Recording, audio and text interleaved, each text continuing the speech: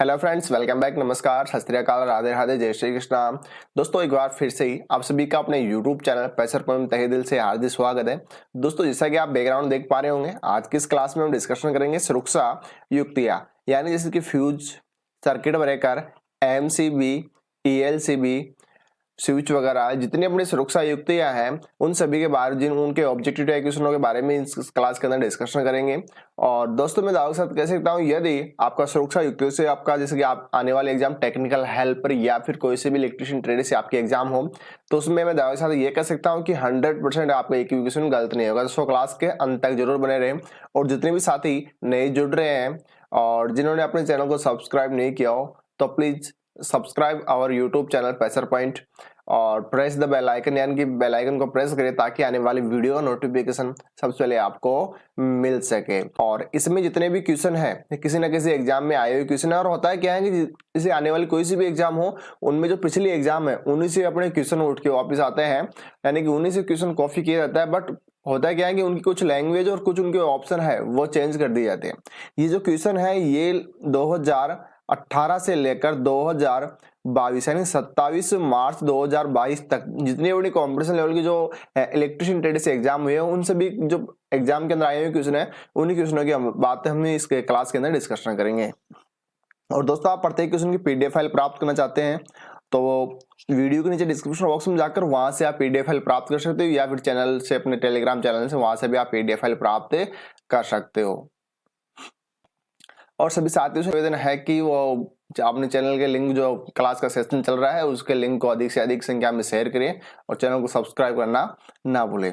तो बिना टाइम को स्टार्ट करते हैं आज की अपनी सभा का फर्स्ट क्वेश्चन। तो अब बात करते हैं आज के अपने फर्स्ट क्वेश्चन की। और फर्स्ट क्वेश्चन है, फ्यूज आमतौर पर होता है। यहाँ जो पहला क्वेश्चन अपना फ्यूज से संबंधित है, तो सबसे पहले हम अपने फ्यूज के बारे में बात करते हैं कि फ्यूज होता क्या है। तो फ्यूज की मैं बात करूं, जो फ्यूज होता है किसके क्रम में जुड़ा होता है? फेज तार के श्रेणी क्रम में जुड़ा होता है। फेज को अगर हम फेज जो होता है अपना किस में नाम होता है, वो किस में होता है? इंग्लिश में। अगर मैं इसकी हिंदी में बात करूं तो हिंदी में कहते हैं इसे कला, जीवित, लाइव या फिर जिंदा। इसके अलावा हम बात करें जो फेज होता है, फेज के किस क्रम में जुड़ा होता है? तो जो फ्यूज होता है फेज के श्रेणी क्रम में जुड़ा होता है। फेज किस क्रम में जुड़ा होता है? श्रेणी क्रम में जुड़ा होता है। तो ये सामान्य बात होगी। फ्यूज जो होता है किस में जुड़ा होता है? फेज तार में जो हमेशा जुड़ा होता है, किस क्रम में? श्रेणी क्रम में जुड़ा होता है। ये बात होगी एसी की। यदि मैं बात करूं डीसी की, तो डीसी के अंदर जो फ्यूज होता है, डीसी के अंदर यदि मैं फ्यूज की बात करूं तो जो डीसी के अंदर फ्यूज होता है वो प्लस व माइनस दोनों तारों के अंदर जुड़ा होता है, जबकि एसी में केवल और केवल फेज तार के अंदर जुड़ा होता है। एसी में कहां जुड़ा होता है? केवल और केवल फेज तार में, जबकि डीसी के अंदर प्लस व माइनस दोनों के अंदर फ्यूज तार जुड़ा होता है। इसके अलावा बात करें कि अपने जो फ्यूज होता है, फ्यूज जो होता है, फ्यूज तार किसका बना होता है? हाल ही में एनवीएस की जो एग्जाम लगी थी, 8 मार्च को एनवीएस की जो एग्जाम लगी थी, उसमें पूछा गया था कि जो फ्यूज तार होता है वो किसका बना होता है? तो फ्यूज तार जो बना होता है वो बना होता है टिन व शीशे का। किसका बना होता है? टिन व शीशे का। और जो सोल्डर तार होता है, जो सोल्डरिंग तार होता है जिसे बोलते हैं रांगा, वो भी किसका बना होता है? टिन व शीशे का। यहां अपन बात करें तो टिन व शीशे की अगर मात्रा की बात करें तो ये होती है 60% और 40%। या फिर अपन ऑप्शनों के अकॉर्डिंग बात करें तो ऑप्शन को अपने जैसे 60 के जो आसपास है और 40 के जो आसपास है वो अपने क्या करना है? Right answer. तो फ्यूज की बात होगी, फ्यूज किस क्रम में लगा होता है? फेज तार के श्रेणी क्रम में लगा होता है। किसके अंदर? एसी के अंदर। जबकि डीसी में क्या होता है? प्लस और माइनस दोनों के अंदर फ्यूज लगा होता है। ये क्वेश्चन भी कई बार पूछा गया कि एसी के अंदर फेज तार लगा होता, फ्यूज तार लगा होता है किसमें? फेज के अंदर। जबकि डीसी में फ्यूज तार लगा होता है तो वो कहां लगा होता है?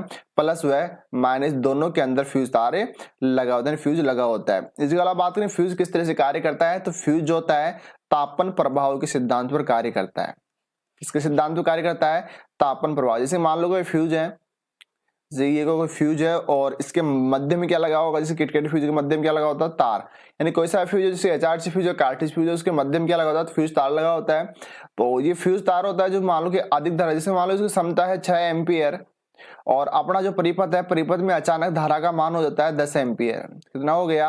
10 एम्पियर। तो उस स्थिति में क्या होगा? फ्यूज का तार है वो क्या हो जाएगा? गल जाएगा, गर्म होकर क्या हो जाएगा? गल जाएगा, जिससे क्या हो जाएगी? सप्लाई कट जाएगी। तो फ्यूज तार होता है किस सिद्धांत में कार्य करता है, तापन प्रभाव के ऊपर। अब बात करते हैं अपने क्वेश्चन की। क्वेश्चन था अपना फ्यूज आमतौर पर होता है, देखो ऑप्शन ए की बात करें, करंट को सीमित करने वाला डिवाइस, बिल्कुल सही बात है। ये धारा क्यों क्या करता है, नियंत्रण करने, मतलब अधिक धारा आएगी तो क्या कर देगा, जो परिपथ है उसको काट देगा। इसके अलावा बात करें सेकंड ऑप्शन की, बी की, बिजली को सीमित करता है, ये अपना नहीं होगा।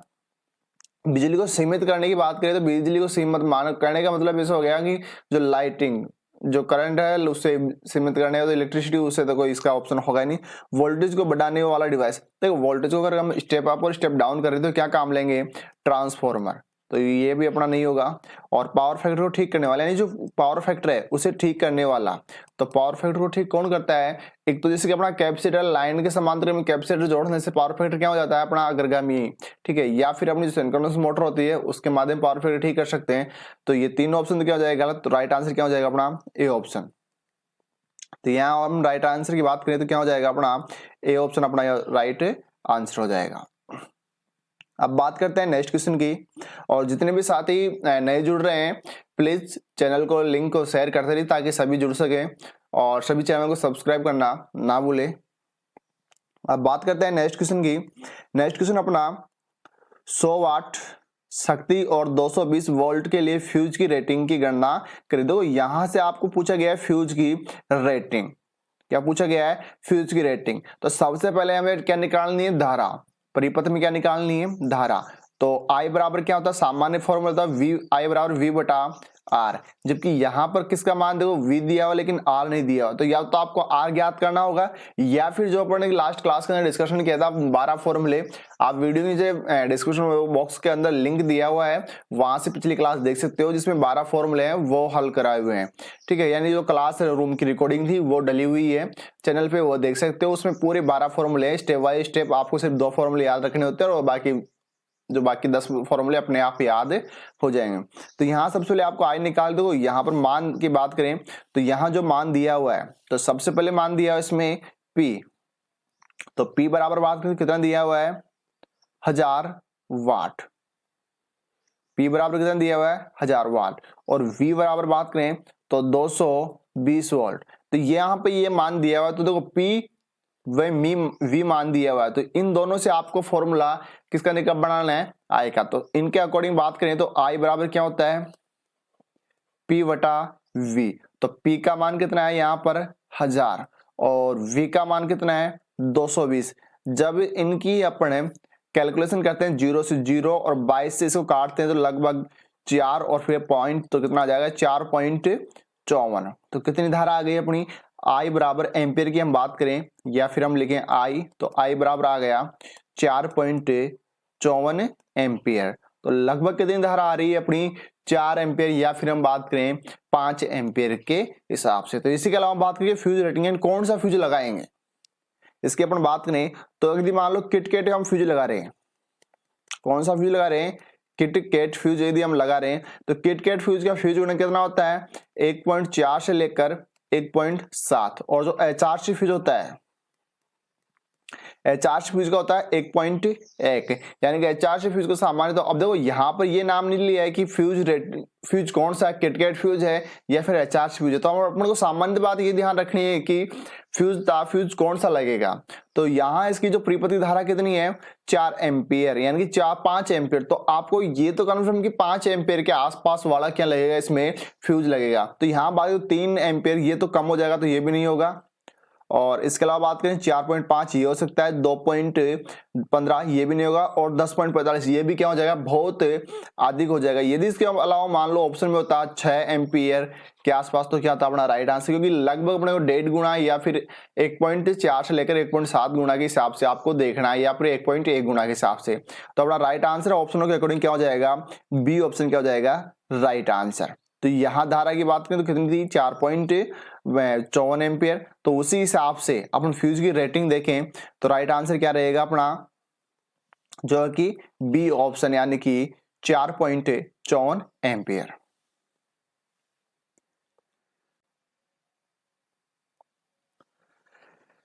दोस्तों अब बात करते हैं नेक्स्ट क्वेश्चन की। नेक्स्ट क्वेश्चन अपना एचआरसी फ्यूज से संबंधित है। तो अब बात क्वेश्चन अपना HRC फ्यूज किसके खिलाफ सबसे अच्छी सुरक्षा प्रदान करता है? देखो यहाँ पूछा गया है जो HRC फ्यूज है वो किसके खिलाफ सबसे अच्छी सुरक्षा प्रदान करता है, यानी कि बेस्ट प्रोटेक्ट, यानी कि सबसे अच्छी तरह से कार्य करता है किसके खिलाफ? तो यहाँ सबसे पहले अपना बात करते लेते हैं HRC फ्यूज के बारे में। तो HRC फ्यूज की यदि हम बात करें तो HRC काफी बार एग्जाम पूछा जाता है कि HRC फ्यूज की क्या होती है, फुल फॉर्म क्या होती है। तो इसकी फुल फॉर्म की हम बात करें तो हाई रप्चरिंग कैपेसिटी फ्यूज या उच्च विदरण क्षमता फ्यूज। तो सबसे पहले हम बात करें HRC फ्यूज कहाँ प्रयोग करते हैं, तो यह अपने हाई करंट यानी कि उच्च धारा के लिए हम काम लेते हैं। और इसकी हम बात करें तो HRC फ्यूज सामान्य काम लेते हैं 60 एम्पियर से लेकर 1000 एम्पियर तक क्या इसे काम में लेते हैं। इसके अलावा बात करें किटकैट फ्यूज,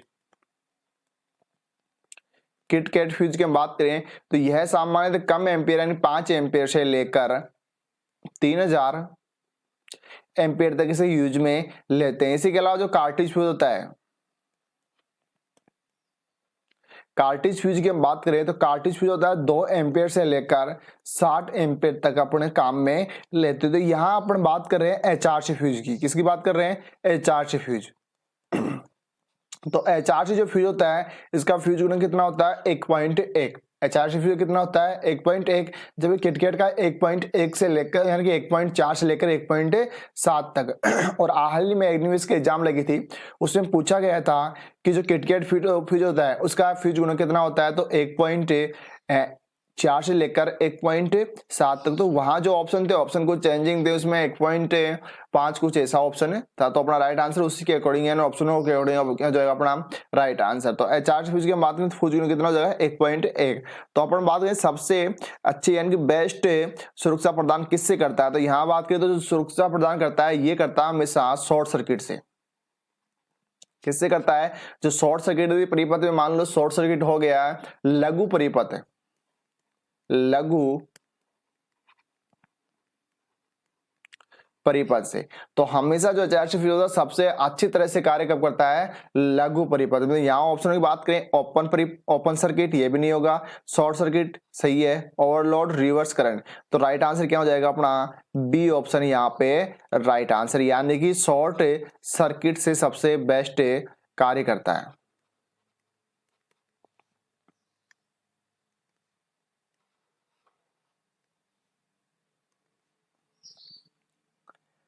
अब बात करते हैं अगले क्वेश्चन की। और अगला क्वेश्चन अपना एमसीबी में शॉर्ट सर्किट के समय जब एमसीबी ट्रिप हो जाती है, यानी जब एमसीबी के अंदर शॉर्ट सर्किट लघु परिपथ होता है, लघु परिपथ होता है तो एमसीबी क्या होती है? ट्रिप हो जाती है। तो उसमें बनने वाली आर्क किस युक्ति के माध्यम से शांत होती है? यानी जब एमसीबी शॉर्ट सर्किट हो जाती है तो उसके अंदर जो आर्क बनेगी, यानी कि आप सभी को पता है कि जैसे कि मान लो कोई प्रीपथ होता है, प्रीपथ को अपना ऑन ऑफ करते हैं या फिर स्विच को, जैसे कि मान लो हाई करंट वाला है, जैसे कि हम आइसोलेटर की बात करें तो ट्रांसफार्मर में या फिर अपने फीडर होता है उसमें आइसोलेटर को हम ऑन ऑफ करते हैं तो उस टाइम पे क्या होती है? खतरनाक स्पार्किंग होती है। तो जो उसी तरह से एमसीबी का जो द्विधात्विक पत्ती होती है वो इस तरह से मान लो जो प्लंजर के साथ जुड़ी होती है, यानी जो अपना कंपोनेंट है उसके साथ जुड़ी होती है, तो वो द्विधात्विक पत्ती होती है। जब उसको शॉर्ट सर्किट यानी शॉर्ट सर्किट होता है तो वो द्विधात्विक पत्ती क्या होती है? गर्म होती है, गर्म होकर वो मुड़ जाती है, तो झुकाव करेगी। तो उस टाइम पे क्या होगा कि जो उसके अंदर स्पार्किंग बनेगी, यानी कि अपने परिपथ से दूर हटेगी, तो दूर हटेगी तो उसमें क्या बनेगी? एक खतरनाक स्पार्किंग। क्योंकि अगर हम सामान्य बात करें तो सामान्य अपनी धारा मान लो कि 5 एम्पियर धारा प्रवाहित होती है। किस परिपथ के अंदर धारा का मान कितना प्रवाहित हो रहा है? 5 एम्पियर। जब शॉर्ट सर्किट होता है, लघु परिपथ होता है, लगभग 100 गुना यानी 10 से 100 गुना तक धारा का मान बढ़ जाता है। तो उस स्थिति में क्या होता है? करंट की स्थिति बहुत खतरनाक हो जाती है। तो वो किससे शांत होती है? मान लो कि अगर शांत ना हो तो वो क्या होगा कि परिपथ जो अपने एमसीबी उसको जला देगी। लेकिन उसमें क्या लगे होते हैं? उसमें समांतर पत्तियों जो पत्तियां होती है उसके समांतर क्रम में एक समूह जिसे बोलते हैं हम आर्क रनर। क्या बोलते हैं? Arc runner. तो यानी कि उसमें इस तरह की पत्तियां लगी होती है समांतर क्रम में और इनको रिवेट के माध्यम से इस तरह से फिट किया जाता है।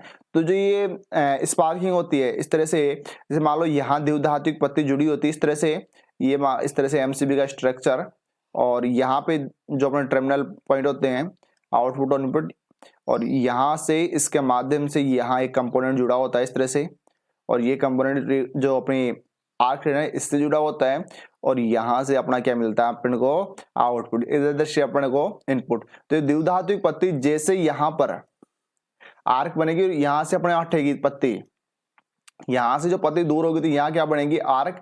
तो ये आर्क इन पत्तियों के माध्यम से होती है, जो समांतर क्रम में पत्तियां लगी हुई है इनमें चली जाती है और इनके माध्यम से क्या होती है, ये ज्वाला शांत होती है। तो यहाँ ऑप्शन की बात करें, arc runner, arc hall, arc gas और कूलिंग ऑयल, तो ये ऑप्शन क्या हो जाएगा अपना राइट आंसर। यानी कि एमसीबी के अंदर जो शॉर्ट सर्किट होता है तो वो किस जो ट्रिप हो जाती है तो उसमें जो आर्क बनती है किससे शांत होती है, आर्क रनर। और इसमें जो आर्क क्यूट की हम बात करें तो आर्क क्यूट भी क्या होती है, इसे क्या कहते हैं, आर्क क्यूट। तो आर्क क्यूट भी क्या होती है, एमसीबी के अंदर बनने वाली जो ज्वाला होती है उसे शांत करने के लिए क्या लगे होते हैं इसके अंदर, आर्क क्यूट। या तो हम यहाँ बात करें आर्क रनर या फिर आर्क क्यूट।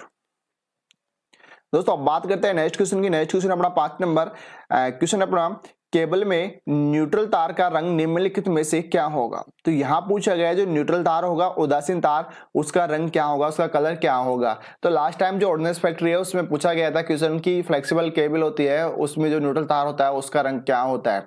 तो यहाँ क्वेश्चन दो तरह से बनता है, एक हो गया सामान्यतः आपका न्यूट्रल तार का रंग पूछ ले जाए या फिर पूछ ले जाए जो न्यूट्रल तार के ऊपर जो इंसुलेशन होगा उसका रंग, या तो अचालक का रंग पूछेगा या फिर न्यूट्रल तार का रंग। तो यहाँ दोनों क्वेश्चन की अगर हम बात करें तो सबसे पहला अपना जो क्वेश्चन है वह न्यूट्रल तार का। तो जैसे ही आप न्यूट्रल तार पढ़ोगे तो राइट आंसर क्या करोगे आप, ब्लैक, जबकि वो क्या हो जाएगा अपना गलत। तो आप जब भी आपको न्यूट्रल तार मिले तो केबल में, देखो यहाँ बात किसी कर रहे हैं केबल के अंदर, तो जब भी केबल में या फिर अपन वायर के अंदर न्यूट्रल तार की हम बात करें तो आपको राइट आंसर क्या करना है, नीला। तो यहाँ राइट आंसर क्या रहेगा, ब्लू। बी ऑप्शन क्या हो जाएगा अपना राइट आंसर। अब बात करते हैं नेक्स्ट क्वेश्चन की, और नेक्स्ट क्वेश्चन है अपना, केबल में न्यूट्रल तार, जो केबल है केबल के अंदर जो न्यूट्रल तार होता है और जो न्यूट्रल तार के इंसुलेशन का रंग क्या होगा। देखो लास्ट क्वेश्चन था केवल और केवल न्यूट्रल तार, लास्ट क्वेश्चन में अपन क्या बात की थी, केवल न्यूट्रल तार, जो न्यूट्रल तार होगा उसका रंग क्या होगा, नीला। अब देखो यहाँ क्या पूछा गया है कि इंसुलेशन, जो उसके ऊपर जो अचालक परत होती है, जो फ्लेक्सिबल केबल होगी और उसके ऊपर जो इंसुलेशन होगा अचालक परत, उसके इंसुलेशन का रंग क्या होगा, तो वो क्या होगा, ब्लैक कलर। तो यहाँ राइट आंसर क्या हो जाएगा, काला। तो जब भी आपसे यदि मान लो न्यूट्रल तार के रंग का पूछे, न्यूट्रल तार का रंग पूछे तो क्या रहेगा, नीला। जबकि यदि न्यूट्रल तार के ऊपर जो अचालक परत है तो उसका रंग पूछे तो क्या रहेगा आपका, काला। तो आपको ध्यान रखना है कि न्यूट्रल तार के केबल, और ये किसमें बात करें, केबल के अंदर। सामान्य केबल की बात करें जब भी ऑप्शन में, यानी कि एक पर्टिकुलर केबल की बात करें तो क्या करना है, न्यूट्रल तार का रंग नीला और जबकि अचालक परत काला, और सामान्यतः न्यूट्रल की बात करें तो वो क्या रहेगा, ब्लैक। अब बात करते हैं नेक्स्ट क्वेश्चन की। नेक्स्ट क्वेश्चन अपना, फ्यूज विद्युत के किस प्रभाव के आधार पर कार्य करता है, या फिर फ्यूज धारा के किस खालिस्तान प्रभाव पर कार्य करता है, या फिर हम बात करें नेक्स्ट लैंग्वेज तो फ्यूज किस सिद्धांत पर कार्य करता है, या फिर फ्यूज जो अधिकांश फ्यूज होता है किस प्रभाव के कारण संचालित होता है। तो जैसा ही क्लास के स्टार्टिंग में अपने बात की थी फ्यूज के बारे में, तो फ्यूज होता है वो क्या करता है, शॉर्ट सर्किट या फिर ओवर लो या ओवर जो धारा होगी उस पर क्या करेगा, अपनी रक्षा करेगा। तो फ्यूज होता है किस सिद्धांत पर कार्य करता है, तापमान सिद्धांत, यानी तापमान पे जैसे कि धारा का मान बढ़ेगा तो हीटिंग की वजह से वो गलनांक गल जाएगा और परिपथ क्या कर देगा, काट देगा। तो ऑप्शन ए की बात करें चुंबकीय, ये भी नहीं होगा, तापन प्रवाह सही है, स्तर विद्युत नहीं होगा, इनमें से कोई नहीं तो होगा। राइट आंसर क्या रहेगा यहाँ पर अपना बी ऑप्शन क्या जाएगा राइट आंसर। अब बात करते हैं नेक्स्ट क्वेश्चन की, और नेक्स्ट क्वेश्चन अपना, liquid type HB HRC fuse ice rupturing के लिए उच्च विदारण क्षमता फ्यूज की कांच की ट्यूब में क्या भरा होता है। जैसे कि एक फ्यूज हो जाएगा HRC फ्यूज की हम बात करें तो इसके दोनों तरफ क्या लगी होती है, कैप। दोनों तरफ क्या लगी होती है, इसमें कैप लगी होती है, और इसमें जो बीच में क्या लगा होता है, इसमें जो फ्यूज तार होता है वो कहाँ लगा होता है, इसके मध्य यहाँ फ्यूज तार लगा होगा। ये दोनों यहाँ पर कैप हो जाएगी और मध्य क्या हो जाएगा, फ्यूज तार। तो क्वेश्चन पूछेगा जो लिक्विड जो HB जो HRC फ्यूज है उसकी जो ट्यूब होगी, ये वाली जो कांच की ट्यूब बनी होगी, इसके अंदर जो यहाँ जो पदार्थ भरा जाएगा वो इसमें क्या भरा जाएगा, ये क्वेश्चन में पूछा गया है। तो यहाँ ऑप्शनों की बात करें तो सामान्यतः अपन बात करें तो सामान्यतः जो फ्यूज होता है, फ्यूज के अंदर क्या बनता है, जैसे कि मार्बल पाउडर या फिर क्वार्टर, चीनी, मिट्टी वगैरह बढ़ते हैं। लेकिन यहाँ कौन सा लिक्विड, तो लिक्विड पदार्थ का आपको नाम बताना है तो आशुद्ध जल, खनिज तेल, कार्बन टेट्रा क्लोराइड, SF6 या सभी। तो यहाँ राइट आंसर की बात, जब भी लिक्विड की बात करें तो इसके अंदर राइट आंसर क्या होगा अपना सी ऑप्शन। तो क्या भरा जाता है, लिक्विड टाइप जो चार्ज फ्यूज होता है उसमें भरा जाता है कार्बन टेट्रा क्लोराइड। और सामान्यतः हम बात करें तो क्या भरते हैं, चीनी मिट्टी या फिर मार्बल पाउडर। और जो चार्ज फ्यूज होता है, चार्ज फ्यूज का जो फ्यूज गुणक होता है कितना होता है 1.1, जबकि इसे काम लेते हैं, काम 60 एम्पियर से 1000 एम्पियर तक इसे काम में लेते हैं।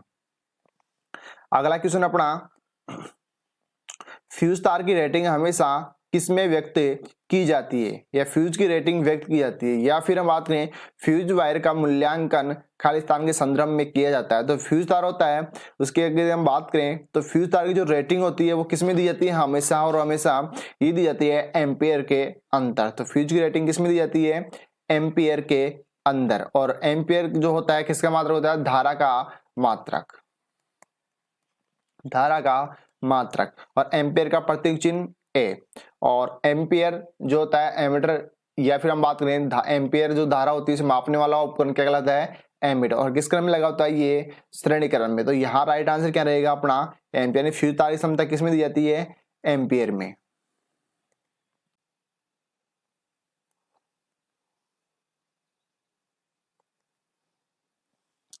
दोस्तों अब बात करते हैं नेक्स्ट क्वेश्चन की। और नेक्स्ट क्वेश्चन अपना, एक फ्यूज तार की धारावाही क्षमता किस पर निर्भर करती है। तो इससे पहले लास्ट क्वेश्चन में डिस्कशन किया था फ्यूज तार की रेटिंग। तो रेटिंग हमेशा किस में दी जाती है, एम्पेयर के अंदर। और एम्पेयर किसका मात्रक होता है, धारा का। और जो धारा होती है, धारा को अगर मापने वाली युक्ति की बात करें तो क्या होती है, एमीटर। तो यहाँ हम बात करेंगे फ्यूज तार की धारावाही क्षमता, यानी जो उसकी जो क्षमता होगी वो किसके ऊपर निर्भर करेगी। तो यहाँ ऑप्शन ए की बात करें, यानी सामग्री, जो फ्यूज तार है उसकी सामग्री के ऊपर, फ्यूज तार के आयतन के ऊपर, या फिर फ्यूज तार के अनुप्रस्थ क्षेत्रफल, या फिर फ्यूज तार की जो टर्मिनल की उसकी आवृत्ति, यानी उसके ऊपर जो सिरों पर उसकी आवृत्ति होगी, यानी जो उसकी फ्रीक्वेंसी होगी। और भारतीय में सामान्य फ्रीक्वेंसी का मान कितना होता है, हम बात करें तो 50 हर्ट्ज। और यूएसए या फिर अगर हम बाहर देशों की बात करें तो वहां कितनी होती है, 60 हर्ट्ज। तो यहाँ फ्रीक्वेंसी का मान कितना रहेगा, 50 हर्ट्ज। तो क्या फ्रीक्वेंसी के ऊपर निर्भर करता है, या फिर अनुप्रस्थ क्षेत्रफल, या आयतन, या सामग्री। तो हम सीधे से बात करें तो जो फ्यूज तार की धारावाही क्षमता होती है वो इन सभी के ऊपर निर्भर करती है। तो यहाँ राइट आंसर क्या रहेगा, ये सभी, यानी कि इन सभी के ऊपर निर्भर करती है। तो यहाँ राइट आंसर हो जाएगा सभी। अब बात करते हैं नेक्स्ट क्वेश्चन की। और नेक्स्ट क्वेश्चन अपना, आर्क हीटिंग यानी कि स्पार्किंग तब होती है जब विपरीत ध्रुवता के इलेक्ट्रोड के बीच हवा खालिस्तान हो जाती है। यानी कि जब दो इलेक्ट्रोड, जैसे कि मान लो ये दो इलेक्ट्रोड है और जिस स्विच को ओपन क्या कर रहे हैं, ऑन ऑफ स्थिति में कर रहे हैं, यानी बंद और चालू कर रहे हैं, तो इनके मध्य यहाँ पर जो स्पार्किंग होगी वो कब होगी, पूछा गया है। तो जो हवा क्या होगी, जब नम होगी, या फिर सूखी होगी, आयनित होगी, या फिर इनमें से कोई नहीं। तो इस जो आर्क होगी यानी कि स्पार्किंग का मान कब होगा। तो हम ये बात करें जैसे कि मान लो कि इलेक्ट्रोलाइट या फिर आयन, तो धारा प्रवाह कैसे होता है, आयन की वजह से या फिर इलेक्ट्रॉन की वजह से। तो हवा जब यदि आयन मान लो आयनित हो जाएगी तो उसमें क्या होगी, स्पार्किंग। या फिर नम होगी तो नमी की वजह से भी क्या होगी, स्पार्किंग। बट अगर ऑप्शन के अकॉर्डिंग मुख्य यानी कि सबसे पहले ऑप्शन की बात करें तो क्या होगा, आयनीय। जब हवा में क्या हो जाएगी, आयनित हो जाएगी, तो उसमें क्या होगी, स्पार्किंग का मान बढ़ जाएगा। तो यहाँ राइट आंसर क्या हो जाएगा अपना, सी ऑप्शन। तो सी ऑप्शन क्या रहेगा, राइट आंसर। यानी कि हवा क्या हो जाएगी, आयनित। तो खाली जगह के यहाँ पे आ जाएगा आयनित। और आयन कितने प्रकार के होते हैं, दो प्रकार के, एक होता है धन आयन और एक होता है ऋण आयन। नेक्स्ट क्वेश्चन अपना, एक फ्यूज तार का निम्नलिखित में से गुण होना चाहिए। यानी जो फ्यूज तार है और फ्यूज तार के अंदर जो निम्नलिखित है, निम्नलिखित में से उसका क्या गुण होना चाहिए। यहाँ हम बात करें तो जो फ्यूज तार होता है सामान्य, तो उसकी बात करें हम तो फ्यूज तार के अंदर क्या होना चाहिए, देखो फ्यूज तार हम परिपथ में लगाएंगे तो उसका रेजिस्टेंस क्या होना चाहिए, कम से कम। यदि मान लो उसका रेजिस्टेंस उच्च रखेंगे तो धारा का प्रवाह भी नहीं होगा। और उसका गलनांक भी क्या रखना है, उसका गलनांक निम्न रखना है। यदि मान लो गलनांक भी उच्च रख देंगे तो जैसे धारा का मान बढ़ेगा तो फ्यूज परिपथ से हटेगा नहीं। तो सबसे पहले ऑप्शन ये है अपना, निम्न प्रतिरोध और निम्न गलनांक। तो ये क्या हो जाएगा अपना राइट आंसर। इसके अलावा बाद के ऑप्शन में बात करें, उच्च प्रतिरोध, ये भी नहीं होगा। उच्च प्रतिरोध गलत, उच्च गलनांक ये भी नहीं होगा। तो राइट आंसर क्या हो जाएगा अपना, ए ऑप्शन। तो यहाँ राइट आंसर जो होगा अपना ए ऑप्शन। अगला क्वेश्चन अपना, एक अच्छे फ्यूज अच्छे फ्यूज वायर में कौन सा गुण विद्यमान है होना चाहिए। तो यहाँ ऑप्शन वही, क्वेश्चन वही है, लेकिन तो ऑप्शन थोड़े चेंज हो गए हैं। तो निम्न गलनांक, सबसे पहले बात करें फ्यूज तार की, तो निम्न गलनांक निम्न प्रतिरोध तो होना ही होना चाहिए। तो यहाँ निम्न गलनांक किसमें दिया हुआ है, देखो निम्न प्रतिरोधकता, निम्न गलनांक, निम्न प्रतिरोधकता, निम्न प्रतिरोधकता, उच्च गलनांक, उच्च प्रतिरोधकता, उच्च गलनांक, उच्च प्रतिरोधकता, निम्न गलनांक। तो राइट आंसर क्या रहेगा अपना, ए ऑप्शन। दोस्तों अब बात करते हैं नेक्स्ट क्वेश्चन की, और नेक्स्ट क्वेश्चन अपना घरेलू विद्युत परिपथ अर्थात उपकरणों में प्रयुक्त सुरक्षा वायर है, यानी जो सुरक्षा फ्यूज तार है वो धातु, खालिस्तान धातु का बना होता है। तो यहाँ बात करें फ्यूज तार की, यानी कि जो फ्यूज तार होता है वो किसका बना होता है। सामान्य बात करें फ्यूज तार का अगर रेजिस्टेंस की हम बात करें तो वो भी क्या होना चाहिए, उसका कम होना चाहिए, उसका गलनांक का मेटलिंग पॉइंट वो भी क्या होना चाहिए, कम होना चाहिए। तो हम सबसे पहले इंपॉर्टेंट बात करें ऑप्शनों के अकॉर्डिंग, तो उसका रेजिस्टेंस वो भी क्या होना चाहिए, कम। जबकि अपना गलनांक की बात करें तो गलनांक क्या होना चाहिए, सबसे न्यूनतम भी होना चाहिए, यानी कम से कम उसका क्या होना चाहिए, गलनांक। तो यहाँ ऑप्शन की बात करें जिसका गलनांक क्या हो, कम, सही बात है। प्रतिरोध भी क्या होना चाहिए, कम, विशिष्ट प्रतिरोध भी क्या हो, कम।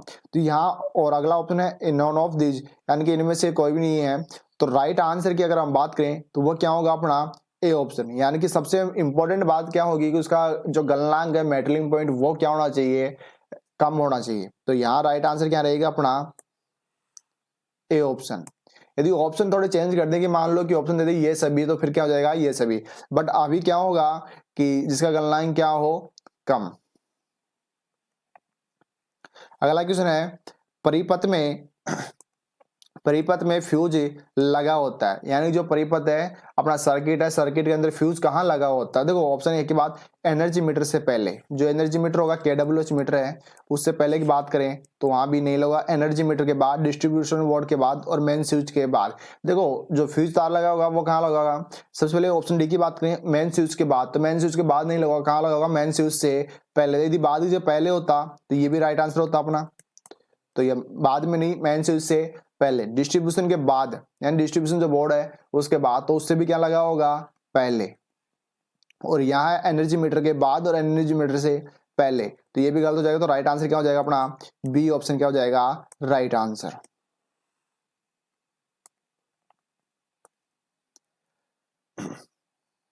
यानी फ्यूज तार को खालिस्तान में संयोजित किया जाता है। तो ऑप्शन ए की बात करें, उदासीन चालक की समांतर में, उदासीन चालक की श्रेणी में, कला चालक के समांतर में, और कला चालक के श्रेणी में। जैसे वीडियो क्लास के स्टार्ट में अपने डिस्कशन किया था फ्यूज के बारे में, तो फ्यूज तार किसमें लगा होता है, फेज तार के श्रेणी क्रम में। तो यहाँ बात करें, देखो फेज तार अपने नाम नहीं दिया, लेकिन फेज तार के अन्य नाम क्या होता है, कला। तो मैं बात करूं फेज,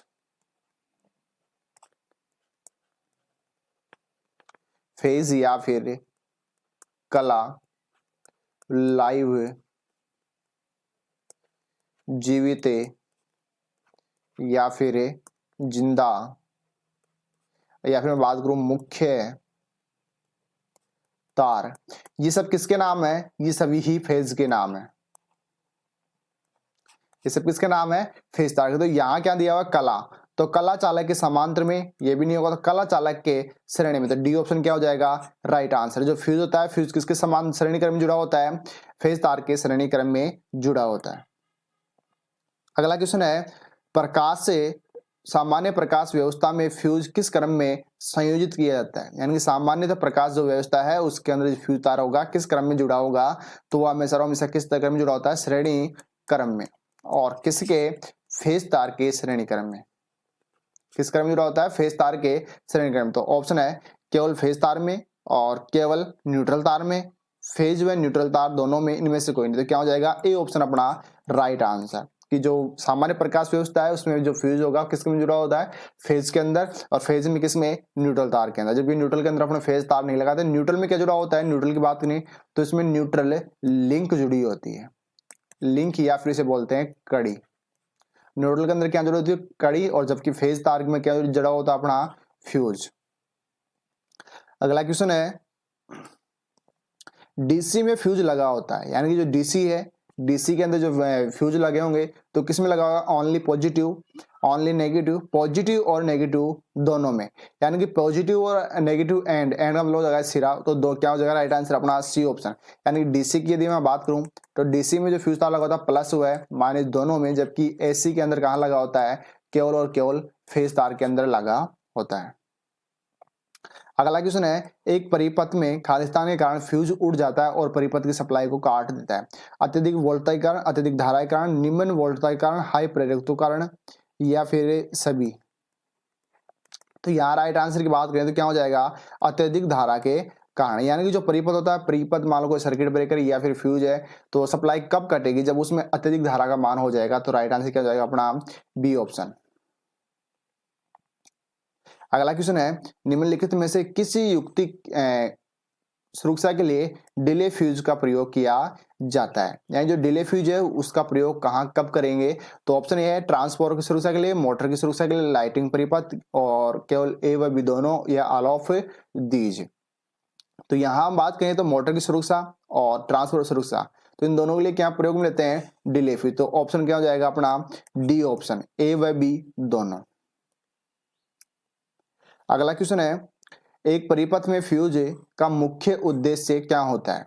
एक जो परिपथ होता है, परिपथ के अंदर फ्यूज लगाते हैं या फिर अपना जो सर्किट ब्रेकर वगैरह, तो उनका मुख्य उद्देश्य क्या होता है, लाइन की रक्षा, परिपथ को पूर्ण करना, संचालन की रक्षा करना, अतिरिक्त धारा की रोकथाम।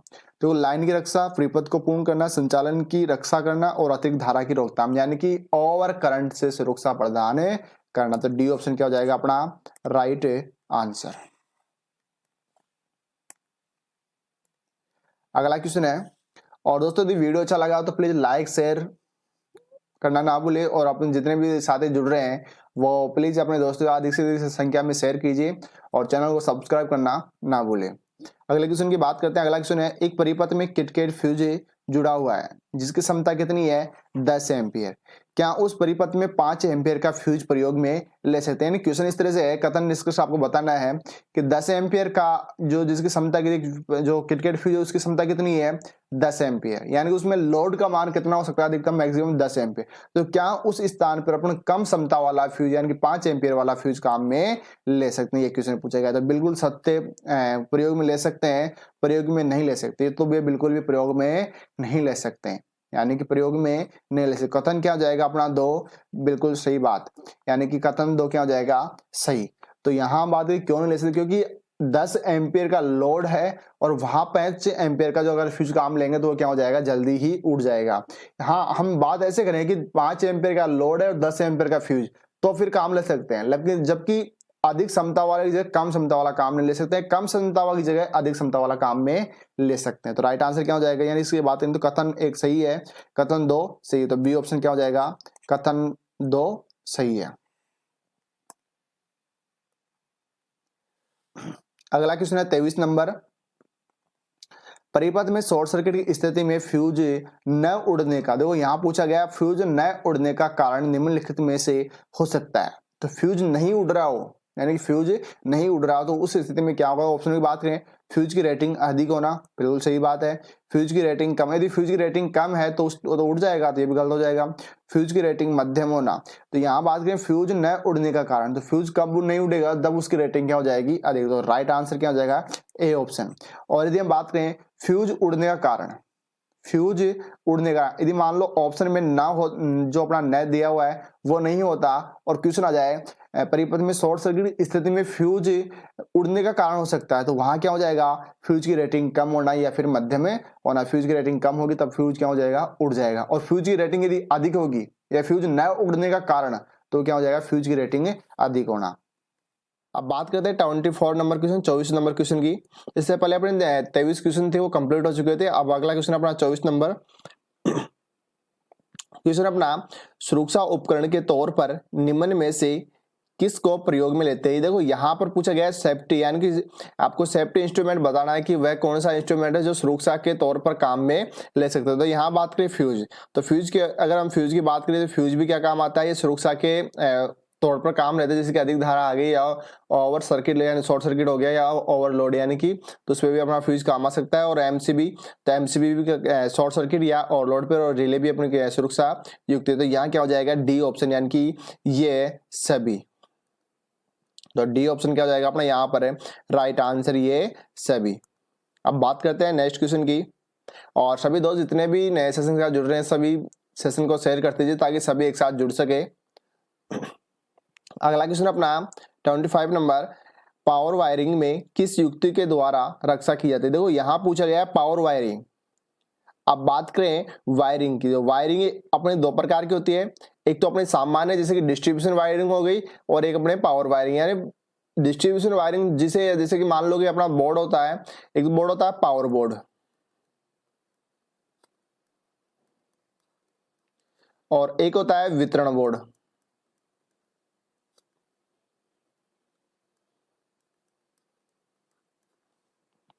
तो यहां मैं बात करूं पावर बोर्ड, तो पावर बोर्ड के अंदर जो न्यूनतम सॉकेटों की संख्या होती है वो होती है 2, और यहां रह सकती है 10। ये क्या बिंदुओं की संख्या। और इसमें यदि हम लोड की बात करें तो पावर के अंदर तो लोड होता है मैक्सिमम 3000 वाट, और जो वितरण बोर्ड है इसके अंदर जो मैक्सिमम लोड रहता है वो रहता है 800 वाट।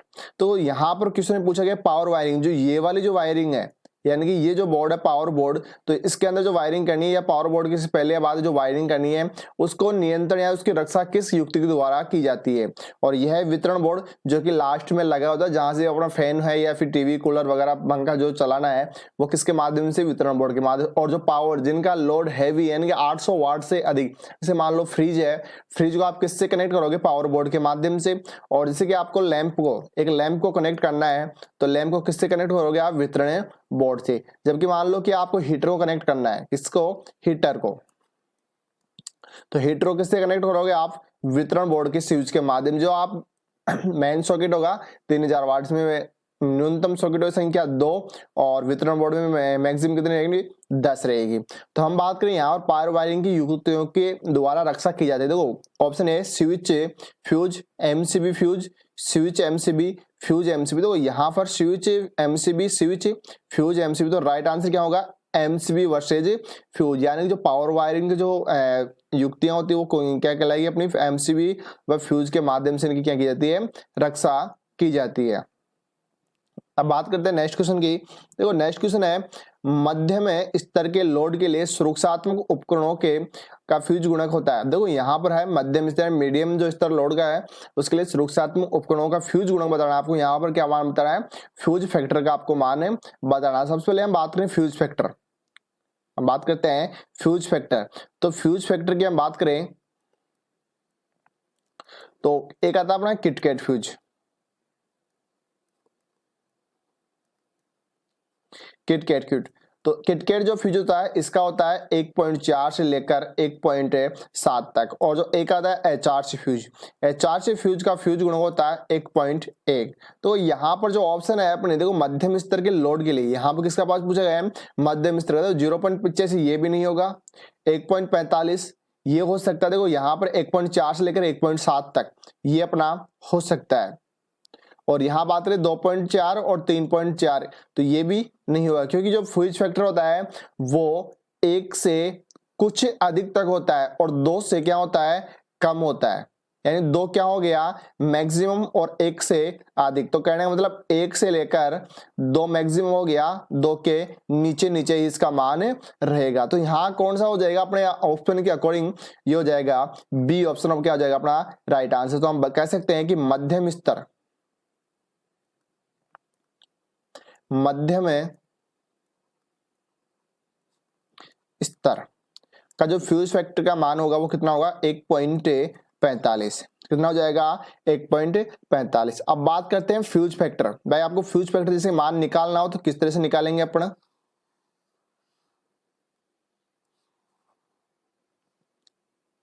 तो इसके लिए जो फ्यूजिंग फैक्टर है,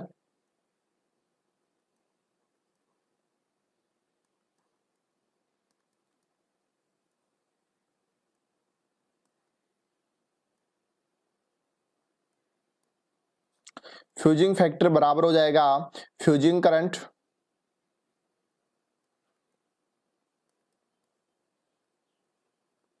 या फ्यूजिंग धारा बटा फ्यूजिंग जो एलिमेंट है उसकी रेटिंग।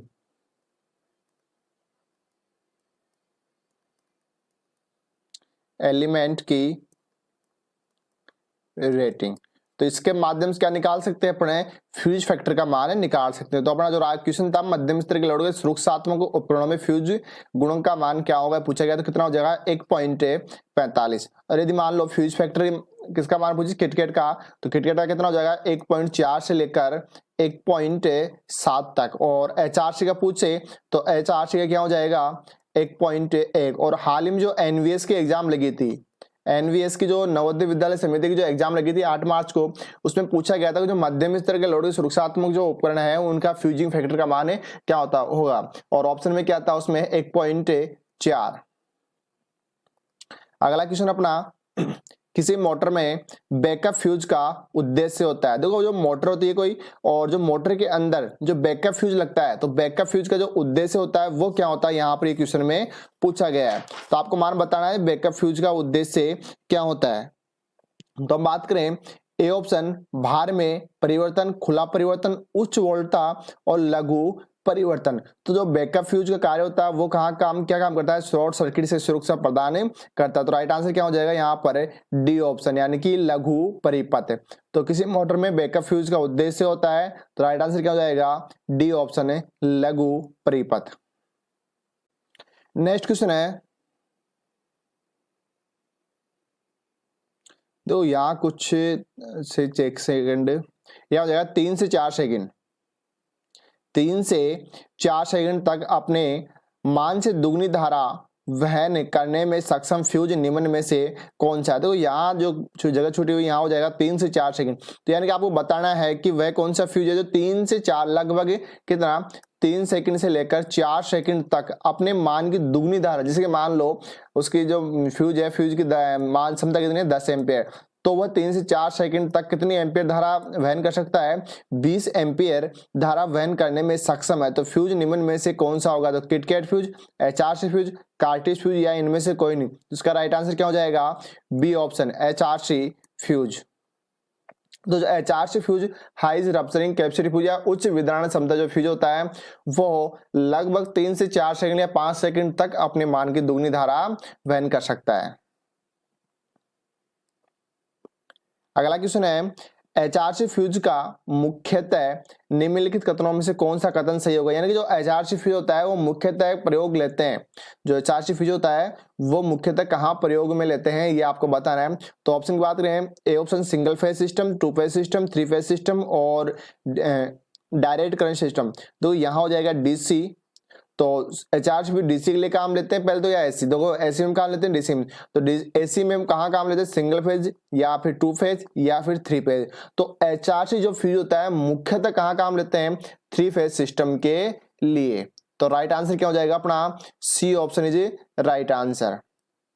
अब बात करते हैं नेक्स्ट क्वेश्चन की, और नेक्स्ट क्वेश्चन अपना, इनमें से कौन सा घटक है निश्चित DC को परिवर्तित DC में बदल देता है। देखो यहां पर पूछा गया है निश्चित DC को परिवर्तित DC में, यानी कहने का मतलब है DC टू DC। और ये काफी बार एग्जाम में पूछा गया क्वेश्चन है। देखो JEE में लास्ट टाइम 2018 में पूछा गया क्वेश्चन था कि DC को DC में बदलने वाली युक्ति, तो क्या कहलाती है, चॉपर। और हाल में एक एग्जाम लगी थी उसमें पूछा गया था कि निश्चित DC को परिवर्तित DC में बदलने वाली युक्ति, यानी क्वेश्चन में थोड़ी सी लैंग्वेज चेंज हो गई, यानी निश्चित DC से परिवर्तित DC, यानी निश्चित DC का मतलब हो गया स्थिर DC, इसके मान में कोई परिवर्तन, और यहाँ परिवर्तित का मतलब बदलाव। तो निश्चित DC से को परिवर्तित DC में बदलने के लिए कौन सी युक्ति काम लेते हैं, वो लेते हैं चॉपर। या फिर हम बात करें DC टू DC, तो क्या होगा चॉपर। अगला कि इसी में रेक्टिफायर, तो रेक्टिफायर कहाँ काम लेते हैं, AC को DC में बदलने के लिए। अब बात करें इन्वर्टर, देखो इन्वर्टर DC को क्या करता है, AC में बदलता है। क्या करता है, DC को AC में बदलता है। जबकि जब इसे सप्लाई से जोड़ा जाता है, जब सप्लाई आती रहती है तो AC को किस में, DC में बदल के बैटरी को चार्ज करता है, और बैटरी से हमें DC से AC। अब यहाँ पर डायोड, तो रेक्टिफायर और डायोड की हम बात करें तो रेक्टिफायर व डायोड दोनों ही क्या होते हैं, एक है। तो डायोड भी कहाँ काम करता है, ये हमें एसी को किस में बदलेगा, डीसी में। और जो चॉपर है, चॉपर क्या काम कर रहा है, डीसी को किस में बदल रहा है, डायरेक्ट डीसी में। ठीक है, और एक होता है अपना ऑसिलेटर जो क्या करता है, एसी को अपने एसी में ही बदलता है। अगला क्वेश्चन है, इन्वर्टर एक ऐसा परिपथ है, यानी कि इन्वर्टर एक ऐसा परिपथ है जो खाली स्थान में परिवर्तित करता है। यानी आपको बताना है कि इन्वर्टर, जैसे कि लास्ट क्वेश्चन में अभी डिस्कशन किया था कि इन्वर्टर का कार्य क्या होता है, तो इन्वर्टर का काम क्या करता है, डीसी को एसी में बदलने का।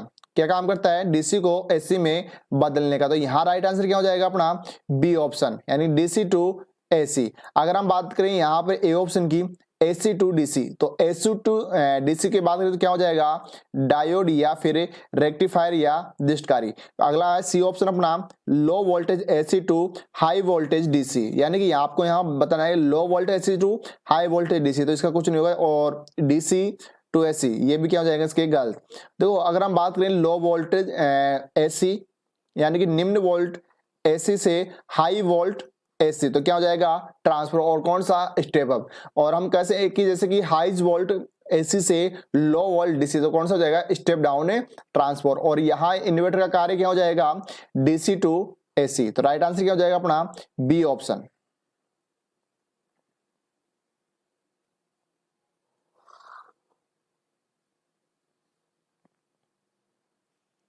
दोस्तों अब बात करते हैं नेक्स्ट क्वेश्चन की। नेक्स्ट क्वेश्चन है अपना 32 नंबर।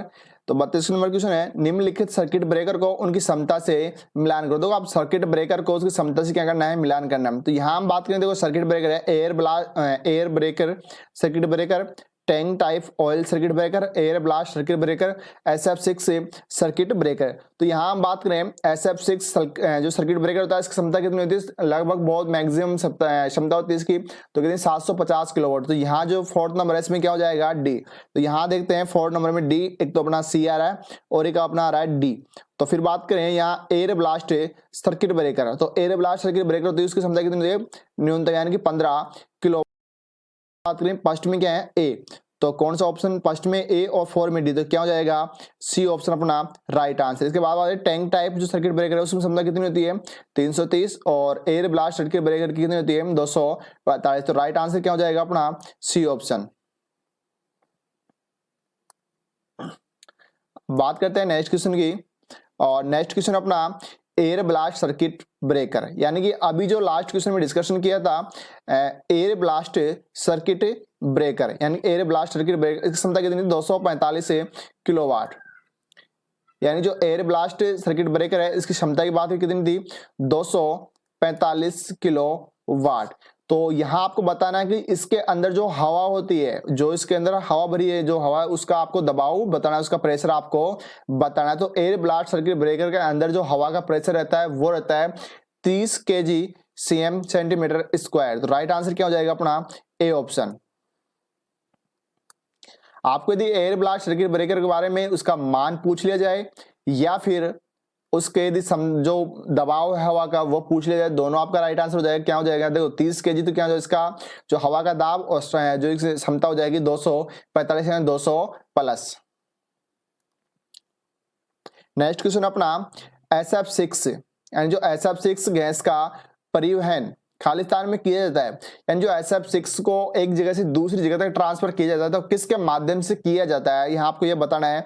तो हम बात करें गैस सिलेंडरों में तरल रूप में, बॉक्स में ठोस रूप में, गैस के गुब्बारे में तरल रूप में, और गैस के गुब्बारे में ठोस रूप। तो सबसे पहले बात करें SF6 गैस, यानी कि जो SF6 गैस होती है उसके मात्रा तो मैक्सिमम जो होती है हाई, जैसे कि क्षमता के लिए 700, जिसकी हम बात करें SF6 गैस सर्किट ब्रेकर, तो ये 750 किलोवाट तक काम लेते हैं, यानी कि मैक्सिमम क्षमता के लिए काम लेते हैं। तो यहाँ बात करें SF6 का जो परिवहन करते हैं, सबसे पहले SF6 गैस होती है वो होती है तरल टाइप में, यानी कि लिक्विड टाइप में होती है। तो अब इसकी बात करें कैसे परिवहन किया जाता है, तो ए ऑप्शन था अपना गैस सिलेंडर में तरल रूप में, ठोस रूप अब इसका होगा नहीं, यहाँ गुब्बारों में ठोस रूप में और गुब्बारों में तरल रूप से ये भी नहीं होगा। तो क्या हो जाएगा अपना, ए ऑप्शन है राइट आंसर। तो जो SF6 होती है, SF6 गैस होती है, उसका परिवहन किसके माध्यम से किया जाता है, गैस सिलेंडरों में भर के तरल रूप से किया जाता है। जिस तरह से आप LPG वगैरह लेते हो, LPG गैसीय रूप में होती है, तो उसी तरह से इसका भी परिवहन किया जाता है। अगला क्वेश्चन अपना SF6 यानी जो SF6 गैस होती है, जब वो योजक यानी कि आर्किंग के दौरान जब SF6 गैस सर्किट ब्रेकर में भरी जाती है और उस टाइम पे जो सर्किट ब्रेकर होता है उसमें आर्किंग हो जाती है, यानी उसके अंदर जो आर्क बनती है, तो उस टाइम सर्किट ब्रेक जो SF6 गैस होती है वो किस किस में विघटित हो जाती है। तो यहाँ क्वेश्चन है अपना SF6 परिपथ योजक में आर्किंग के दौरान गैस खालिस्तान में विघटित हो जाती है। तो SF6 गैस की अपन बात करें, जब ये विघटित होती है तो ये दो भागों में बढ़ जाती है, SF4 और SF2, यानी कि SF4 और SF2। तो ऑप्शन नंबर अपना क्या हो जाएगा, ए ऑप्शन अपना राइट आंसर। SF6 गैस जो होती है कितने रूप में विभक्त हो जाती है, दो रूप में, SF4 और SF2। अगला क्वेश्चन है, घरों की वायरिंग के लिए निम्न में से किससे सुरक्षा मापदंड का उपयोग किया जाता है, यानी जो घर होते हैं घरों के अंदर सामान्यतः आप कौन सा सुरक्षा युक्त काम में लेते हो। तो यहाँ ऑप्शन है MCB, MCCB, ACB, OCB। तो सामान्यतः क्या काम लेते हैं, MCB। और MC की बात करें तो MCB अपन काम है 0.5 एम्पियर से 63 एम्पियर क्षमता की क्या लेते हैं, हम काम लेते हैं MCB। 0.5 एम्पियर से 63 एम्पियर क्षमता की MCB काम में लेते हैं। और इससे पहले अपनी जो फर्स्ट क्लास थी अपनी सुरक्षा युक्तियों की, उसके अंदर डिस्कशन किया था MCB के बारे में, उसके नॉब के आधार पर, उसके BCD कोड के आधार पर। वो आप देख सकते हो पीछे कि MCB कितने प्रकार की होती है। और इससे पहले अपने MCB के बारे में, जो MCB है वर्किंग सिस्टम, MCB कैसे काम करती है, इसकी इंटरनल सिस्टम कैसा होता है, इनसाइड व्यू कैसा होता है, इसका भी अपने चैनल पे वीडियो बना हुआ है, वहां से आप देख सकते हो कि MCB किस तरह से ट्रिप होती है और ट्रिप होने की वजह से उसका आर्क बनती है और आर्क किसके माध्यम शांत होती है, किस तरह से शांत होती है। ये सारी आप विजुअली प्रैक्टिकल रूप में आप देख सकते हो। वीडियो के डिस्क्रिप्शन बॉक्स में लिंक से मिल जाएगा, या फिर आप वीडियो की जो वीडियो लिस्ट है वहां से जाकर देख सकते हो। वर्किंग सिस्टम MCB के नाम से आपको वीडियो मिल जाएगा। अगला क्वेश्चन है, MCB खालिस्तान से अधिक तुलना में भरोसेमंद होती है। तो यहाँ आपको बताना, जो आपके सामने चार ऑप्शन दिए हुए, इनमें से सबसे अधिक भरोसेमंद कौन सा होगा। तो MCB switch, fuse, circuit breaker, isolator. तो सामान्यतः हम बात करें इस तरह से में आपको थोड़ा सा कॉमन सेंस लगाना होता है कि MCB से अधिक तुलना में भरोसेमंद होती है। तो जहां सर्किट ब्रेकर, तो MCB क्या है, एक खुद सर्किट ब्रेकर। और आइसोलेटर MCB से पहले लगा होता है। MCB से पहले आइसोलेटर क्या काम करता है, सप्लाई को ऑन ऑफ करने के काम करता है। तो यहां हम बात करें फ्यूज, तो फ्यूज से अधिक भरोसेमंद क्या होती है, अपनी MCB। तो राइट आंसर क्या हो जाएगा अपना, B option is right answer. अगला क्वेश्चन है L सीरीज। तो यहां पूछा गया है L सीरीज की MCB का प्रयोग निम्न में से किस प्रभावी रूप से किया जाता है। तो यहां आपको बताना, जो L सीरीज की जो MCB होती है उसका प्रयोग प्रभावी रूप से निम्न में से किया जाता है। तो ऑप्शन ए है अपना धारिता प्रभाव, और बी ऑप्शन है प्रेरणकीय या तड़ित परिपथ, और सी ऑप्शन है अपना प्रेरणकीय परिपथ, या फिर डी ऑप्शन है तापन और तड़ित परिपथ। तो जो L सीरीज की MCB होती है वो कहाँ काम लेते हैं अपन, तापन और तड़ित परिपथ। और ऑप्शन क्या हो जाएगा अपना, D option is right answer. अगला क्वेश्चन है 16 ampere C type MCB short circuit. तो यहां हो जाएगा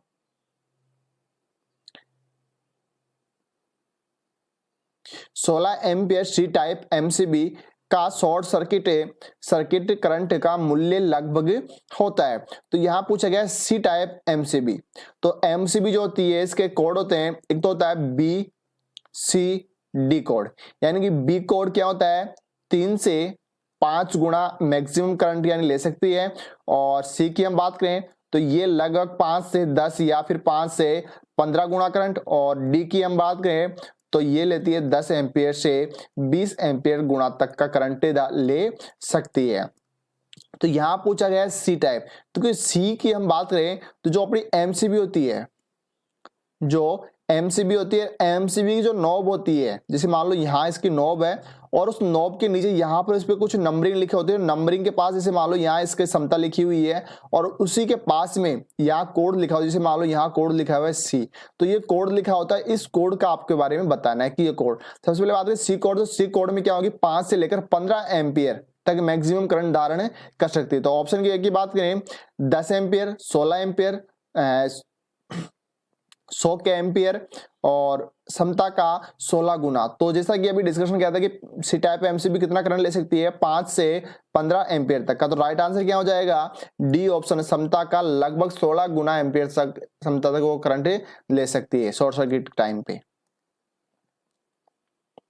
बात करते हैं नेक्स्ट क्वेश्चन की, और नेक्स्ट क्वेश्चन अपना एमसीबी का मिलान कीजिए। देखो यहाँ आपको एमसीबी का मिलान करना है, तो लाइटिंग परिपथ, जैसे कि मान लो अब लाइटिंग परिपथ, मोटर परिपथ, आइसोलेटर और डीसी परिपथ। तो जैसे लाइटिंग परिपथ की हम बात करें तो लाइटिंग परिपथ में कौन सी एमसीबी काम लेते हैं, एल सीरीज एमसीबी। और या फिर हम बात करें एल सीरीज एमसीबी का नॉब कौन सा होगा, हरा रंग का, यानी कि ग्रीन रंग की एमसीबी काम लेते हैं। इसके बाद बात करें डीसी परिपथ, तो डीसी परिपथ में कौन सी एमसीबी काम लेते हैं, काले नॉब वाली। डीसी परिपथ में कौन सी, काले नॉब। तो ये दो क्लियर हो गए। तो अब ऑप्शनों की बात करते हैं। देखो ए ऑप्शन में क्या है अपना, फर्स्ट नंबर में है ए, तो फर्स्ट नंबर में ए यहां भी है, लेकिन 4 में डी यहां भी है, और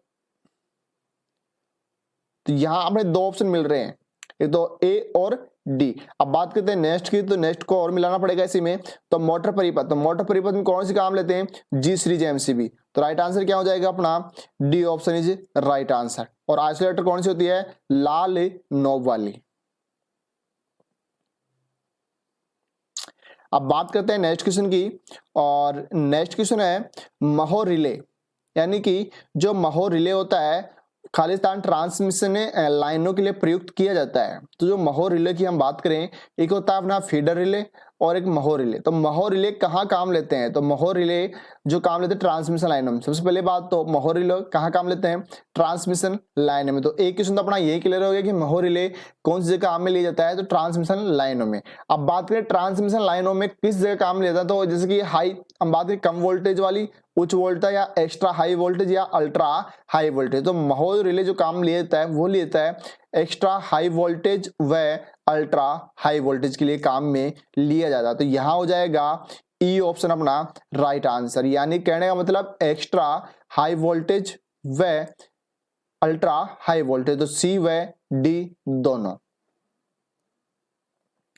अगला क्वेश्चन है फीडर के लिए किस रिले का इस्तेमाल किया जाता है। तो हम बात करें महो रिले, वो कहाँ काम लेंगे, ट्रांसमिशन के लिए। और फीडर के लिए, तो फीडर के लिए हम काम लेते हैं ट्रांसले रिले। तो ए ऑप्शन अपना राइट आंसर। और ये हो जाएगा पारेषण लाइनों में, पारेषण या फिर ट्रांसफर। और बुगोस रिले कहाँ काम लेते हैं, ट्रांसफॉर्मर के अंदर। कहाँ काम लेते हैं, ट्रांसफॉर्मर के अंदर। और जो बुगोस रिले होता है तापीय सिद्धांत या घेंसी सिद्धांत के आधार पर कार्य करता है। अब बात करते हैं नेक्स्ट क्वेश्चन की। और दोस्तों वीडियो अच्छा लगा तो साथ ही साथ लाइक शेयर करते रहिए, और किसी प्रकार की कोई दिक्कत हो तो वो कमेंट बॉक्स में कमेंट कर सकता है।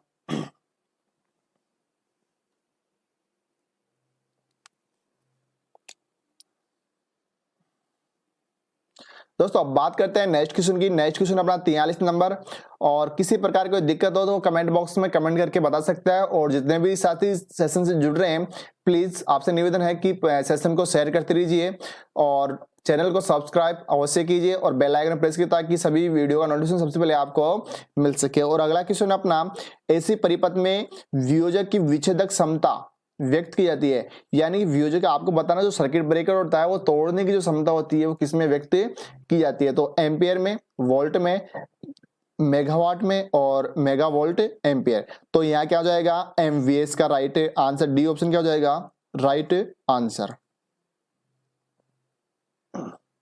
अगला क्वेश्चन है किसी सर्किट ब्रेकर के लिए सक्रिय संपर्क खालिस्तान के बने होते हैं। और हाल ही में जो एनवीएस की और जो आईयूसीएल की एग्जाम लगी थी उसमें पूछा गया था कि जो सर्किट ब्रेकर जो एमसीबी होती है उसके जो टर्मिनल होते हैं वो किसके बने होते हैं, और आईयूसीएल मुझे सर्किट जो सक्रिय संपर्क बिंदु होते हैं वो किसके बने होते हैं। यानी क्वेश्चन बस उनमें नाम का थोड़ा चेंजिंग था, बट क्वेश्चन के ऑप्शन थे वो हुबहू वैसे के वैसे ही थे। तो यहाँ हम बात करें सर्किट ब्रेकर संपर्क सक्रिय बिंदु, या फिर हम बात करें जो सर्किट ब्रेकर होते हैं उसके टर्मिनल बिंदु, जो उसके संयोजक बिंदु होते हैं वो किसके बने होते हैं। ऑप्शन ए स्टेनलेस स्टील, ये भी नहीं होगा। पोर्सलिन हार्ड कार्बन, ये भी नहीं होगा। आयरन का भी नहीं। तो डी ऑप्शन क्या हो जाएगा, तांबा टंगस्टन मिश्र धातु। या फिर हम बात करें एमसीबी, तो एमसीबी के अंदर किसके, सिल्वर ग्रेफाइट।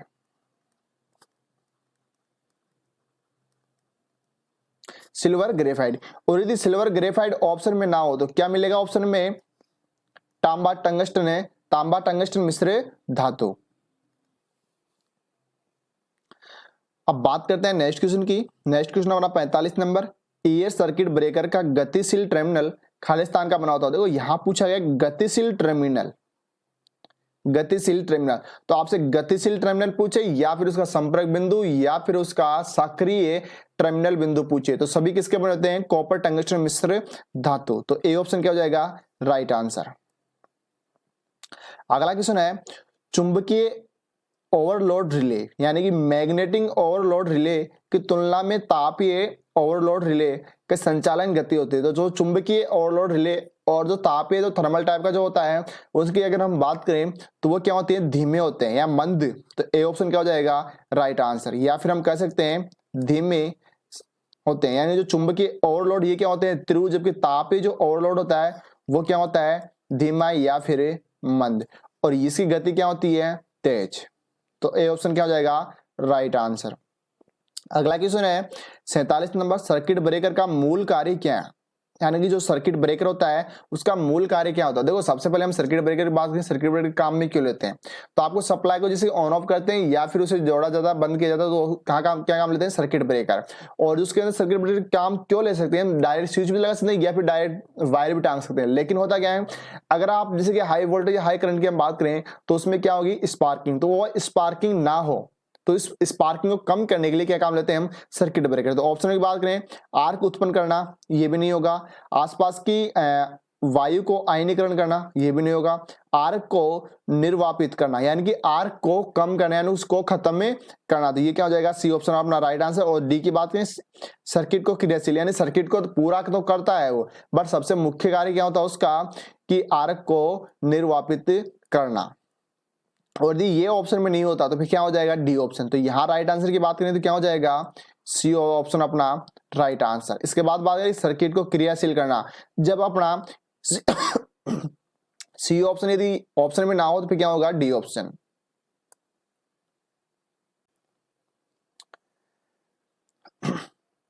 अब बात करते हैं नेक्स्ट क्वेश्चन की। नेक्स्ट क्वेश्चन अपना 48 नंबर, और 48 नंबर क्वेश्चन है, सुरक्षात्मक शॉर्ट सर्किट परिपथ हेतु मानक वायर फ्यूज के बदले किस फ्यूज को बेहतर माना जाता है? तो यहां बताया गया सुरक्षात्मक शॉर्ट सर्किट। तो सबसे पहले हम बात करें शॉर्ट सर्किट, तो वह कौन सा फ्यूज है जो शॉर्ट सर्किट के लिए सबसे बेहतर माना जाता है? तो वो कौन सा है? HRC fuse.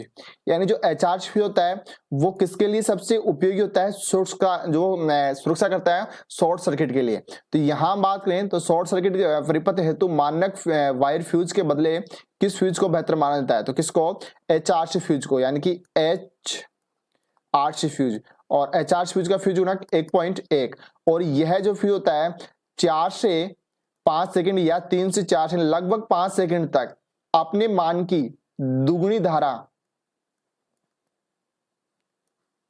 क्या ले सकता है? जैसे मान लो इसकी क्षमता है 100 एम्पियर, तो 4 से 5 सेकंड से 200 एम्पियर धारा ग्रहण कर सकता है यानी कि वहन कर सकता है। इसके बाद करते हैं नेक्स्ट क्वेश्चन की बात। नेक्स्ट क्वेश्चन है 49 number, rewirable fuse. Rewirable fuse की तुलना में एमसीबी को वरीयता देने का कारण निम्नलिखित में से क्या है? देखो यहां पर रिवायरेबल फ्यूज की तुलना में एमसीबी को वरीयता देने का कारण क्या है? तो छोटा आकार, बेहतर संवेदनशीलता, सुगम संचालन, ये सभी।